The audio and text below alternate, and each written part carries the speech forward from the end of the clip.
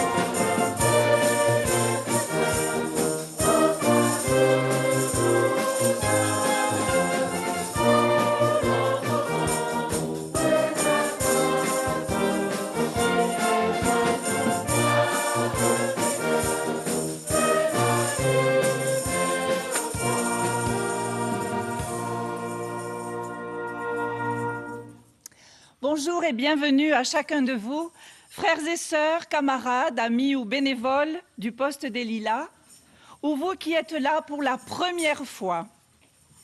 Bienvenue à vous tous qui nous rejoignez au travers de la télévision en ce beau dimanche matin.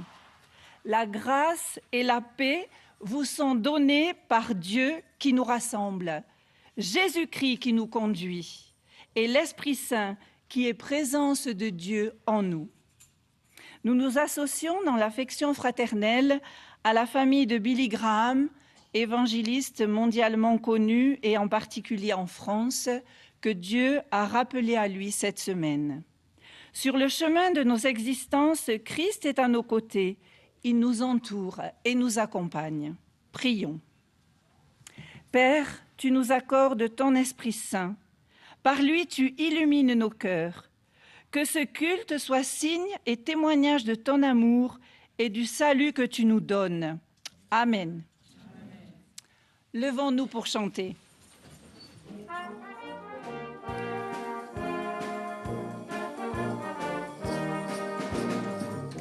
Grâce à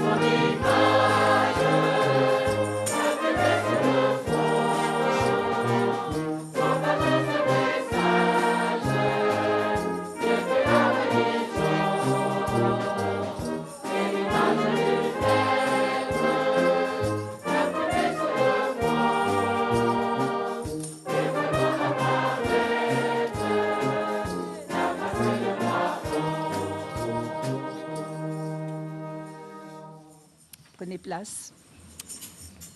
Nous lisons ensemble dans le psaume 116. « J'aime le Seigneur, car il entend ma voix suppliante. Il a tendu vers moi l'oreille, et toute ma vie je l'appellerai. Le Seigneur est bienveillant et juste. Notre Dieu fait miséricorde. Le Seigneur garde les gens simples. J'étais faible et il m'a sauvé. Retrouve le repos, mon âme, car le Seigneur t'a fait du bien. Tu m'as délivré de la mort. Tu as préservé mes yeux des larmes et mes pieds de la chute, pour que je marche devant le Seigneur au pays des vivants. Comment rendrai-je au Seigneur tout le bien qu'il m'a fait? Je t'offrirai un sacrifice de louange et j'appellerai le Seigneur par son nom. J'accomplirai mes vœux envers le Seigneur et en présence de tout son peuple, dans les parvis de la maison du Seigneur, au milieu de toi, Jérusalem. Alléluia. Amen. Prions ensemble le Seigneur. Dieu de bonté et de grâce, nous voici assemblés devant toi. Nous venons d'horizons différents. Nous avons soif de t'entendre, soif de recevoir de toi. Tu ne regardes pas ce qui frappe l'œil, mais tu regardes au cœur. Vois nos vies, nos luttes, nos combats, nos souffrances. Toi seul, tu nous donnes de l'espoir, car tes bontés se renouvellent chaque matin.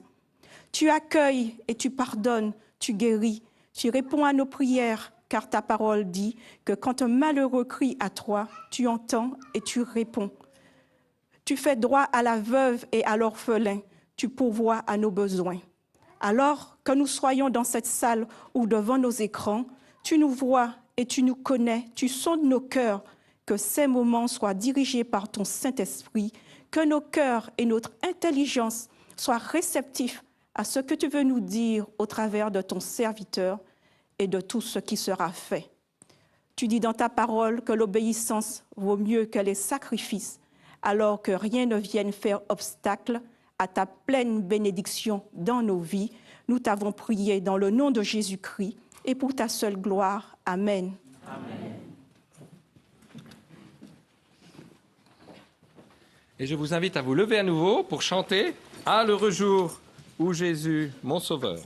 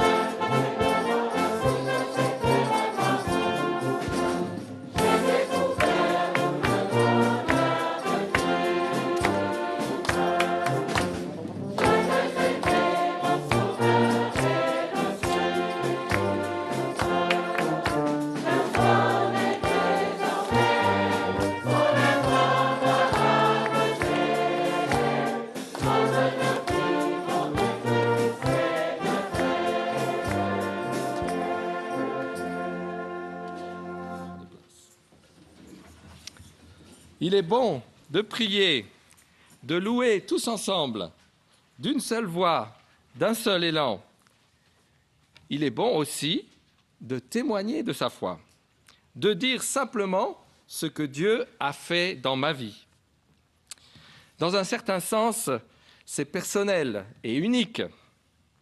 Mais d'un autre côté, il y a toujours quelque chose qui va faire écho, une similitude pour mon voisin, mon collègue, mon banquier ou ma caissière.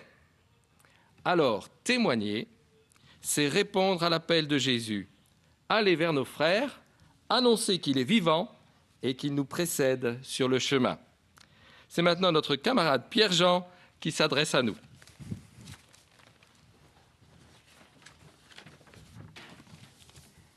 Je m'appelle Pierre-Jean Solaire, j'ai 51 ans, je suis marié et j'ai 3 enfants.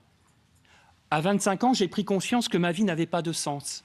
Confronté à la violence dans mon travail, j'avais soif de redécouvrir le message de paix de ce Jésus dont me parlait ma grand-mère catholique. Et un jour, en relisant les évangiles, alors que je ne croyais plus, j'ai senti au fond de moi comme une présence très forte. J'avais reçu la foi, avec une paix profonde. Je me sentais pardonné, transformé, sauvé par Jésus. Je me suis rapproché d'une église protestante et me suis fait baptiser. J'étais prêt pour servir. Plus tard, le pasteur de ma communauté m'a demandé de l'accompagner à un culte en prison. La prison était pour moi un univers connu, puisque mes parents travaillaient dans la pénitentiaire. J'ai accepté, j'y suis allé et je m'y suis engagé. En 2009, j'ai été nommé aumônier du centre de détention de Châteaudun. Ensuite, aumônier régional des prisons. Passer les portes, entrer en détention, se mettre à l'écoute des personnes détenues, échanger, leur apporter la lumière de l'Évangile, prier avec elles. Quelle richesse! Parallèlement à cet engagement en milieu carcéral, les majors de l'armée du salut en poste au château d'Auvilliers ont eu besoin d'une petite équipe pour animer l'aumônerie. Le pasteur m'a sollicité. C'est ainsi que j'ai rencontré l'armée du salut et le milieu du handicap. Parler de Jésus à des adultes qui travaillent la journée en établissement d'aide par le travail, chanter, prier, faire des mimes avec eux, quelle découverte! Il y a 1 an, j'ai été nommé coordinateur adjoint de l'accompagnement spirituel à la Fondation de l'Armée du Salut.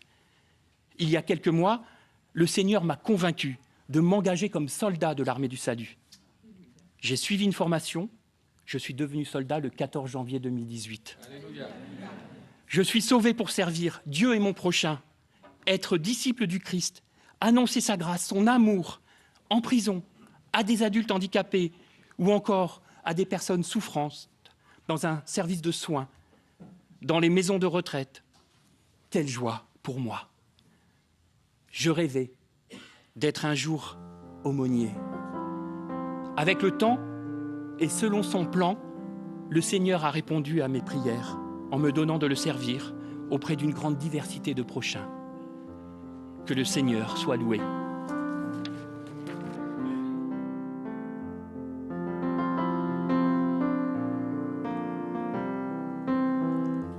Tu m'appelles Seigneur à aller vers les cœurs, à porter l'amour.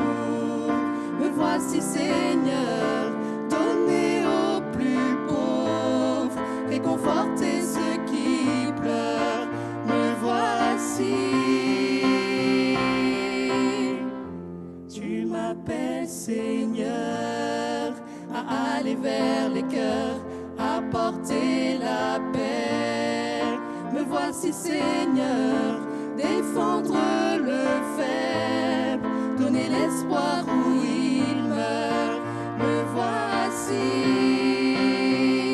Oh, j'ai besoin de toi,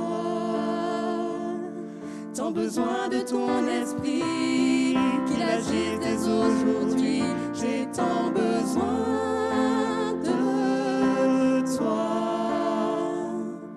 Moi je me sentirai fort, plus tu grandiras en moi. C'est ma prière, oh agis en moi.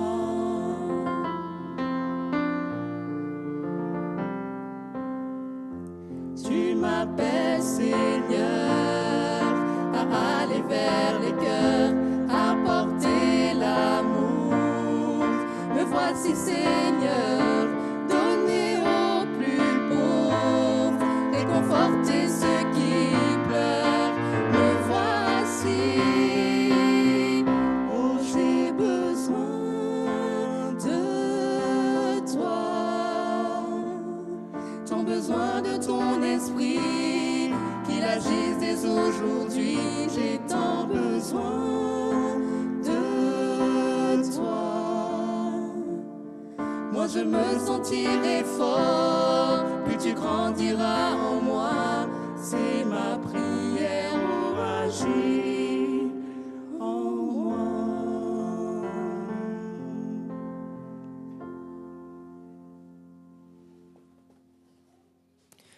Nous lisons dans Philippiens au chapitre 2.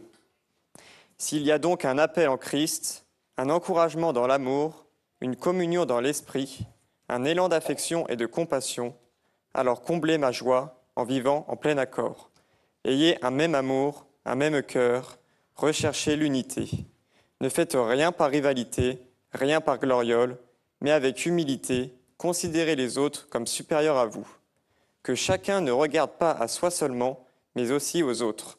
Comportez-vous ainsi entre vous, comme on le fait en Jésus-Christ.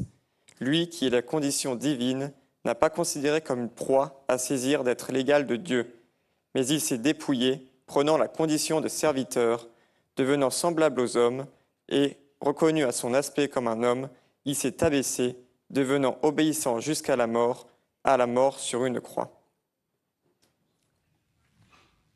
Ces quelques versets rédigés par l'apôtre Paul vers le milieu du 1er siècle et destinés aux chrétiens de Philippe nous interpellent ce matin par leur pertinente actualité. Ils sont comme une charte du vivre ensemble en Église pour nous aujourd'hui, chrétiens des Lilas, reliés aux chrétiens de par le monde, au-delà de nos dénominations ecclésiales, au-delà de nos frontières géographiques et culturelles, et en communion par l'Esprit Saint avec tous les téléspectateurs de France 2. Je vais aborder 3 points qui m'ont interpellé dans ce passage. Le premier point, c'est l'expression « dans le Christ ». Le vivre ensemble est-il le monopole de l'Église chrétienne? La réponse sera bien sûr que non, car chaque personne porte en elle cette capacité d'être pour les autres une aide, un soutien. Le vivre ensemble est la composante majeure d'une société cohérente et l'altérité n'est pas réservée qu'aux chrétiens, fort heureusement. Cela ne peut que nous réjouir de voir ici et ailleurs les élans de solidarité, de fraternité habiter l'humanité entière. Cependant, le texte biblique précise, et c'est justement ce qui fait la différence, que ce vivre ensemble en Église est encadré par l'expression rappelée 2 fois, au 1er verset et au 5e, en Jésus-Christ. Le Christ Jésus est donc bien le cœur, le moteur, le guide de chacune des membres de la communauté. Suivre le Christ, avoir en nous les mêmes dispositions qu'il avait en lui, c'est devenir ses disciples. Concrètement, c'est encore le texte qui nous le décrit.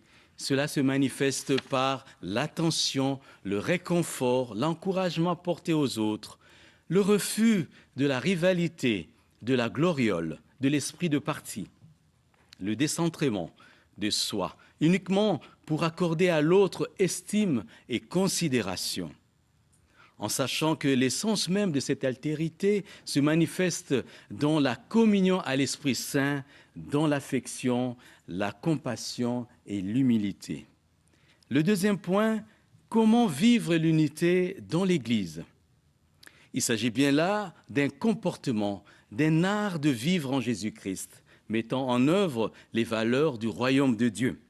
Le verset 2 nous le dit, « Ayez un même amour, un même cœur, recherchez l'unité. » L'exigence pour suivre le Christ et être son disciple, c'est de rechercher l'unité de l'Église, dans et par le Christ. Grandir dans cette unité, c'est faire en sorte que lui soit notre fondement et que par lui, nous nous mettions en route vers l'autre au service de tous.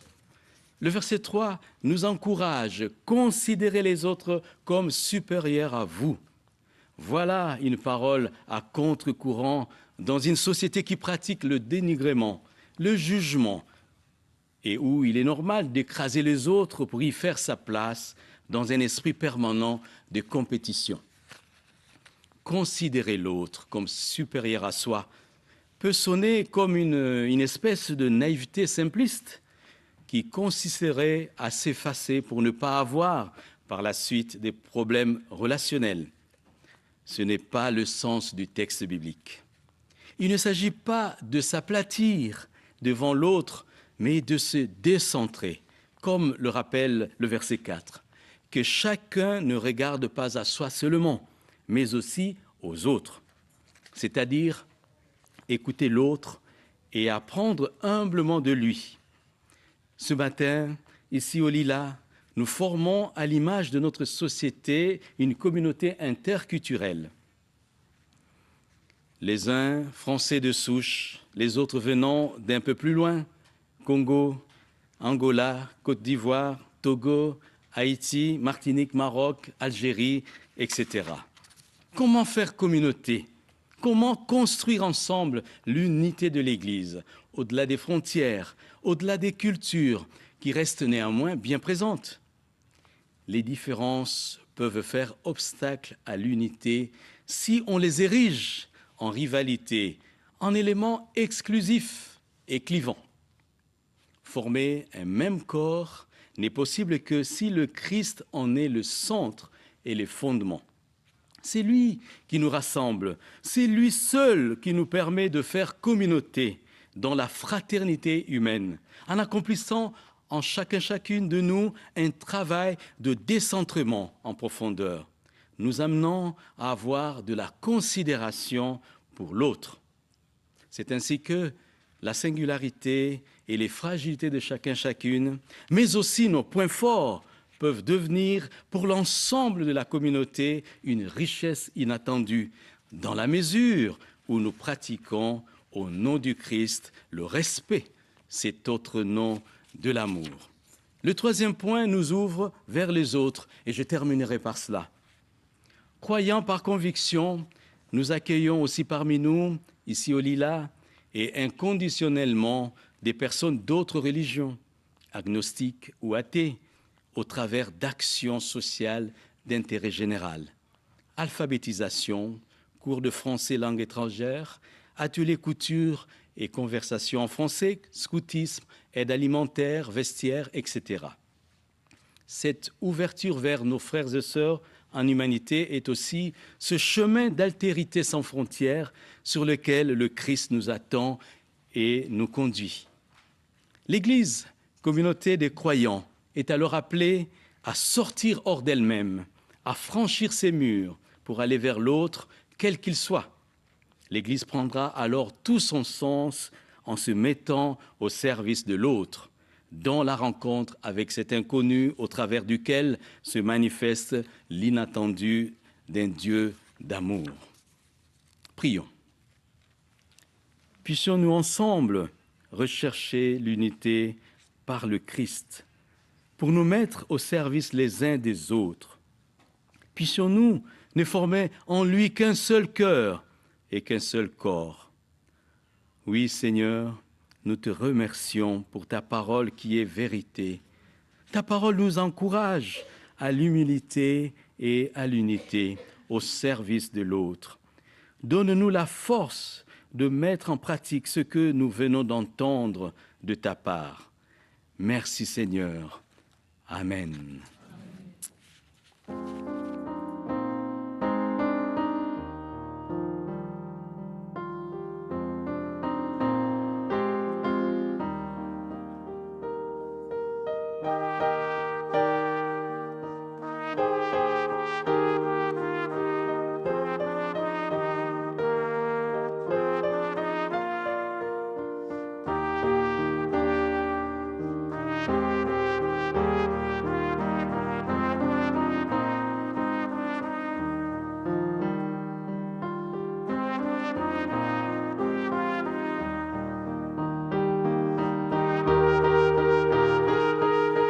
Pendant que Dieu parle par son esprit, répondons à sa voix.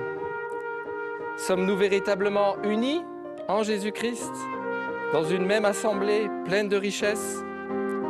La parole invite à se mettre en marche, en route vers nos frères. Avons-nous répondu? Oui, Amen, je me mets en marche. Quelque chose a-t-il transformé mon regard? L'exemple d'amour de Jésus-Christ, je peux le partager à tous les hommes. Oh, qu'il est bon, oh, qu'il est agréable pour des frères de se trouver ensemble. C'est là que l'Éternel accorde sa bénédiction et la vie pour toujours. Cette bénédiction, elle nous accompagne maintenant. Nous pouvons nous lever, nous donner la main et chanter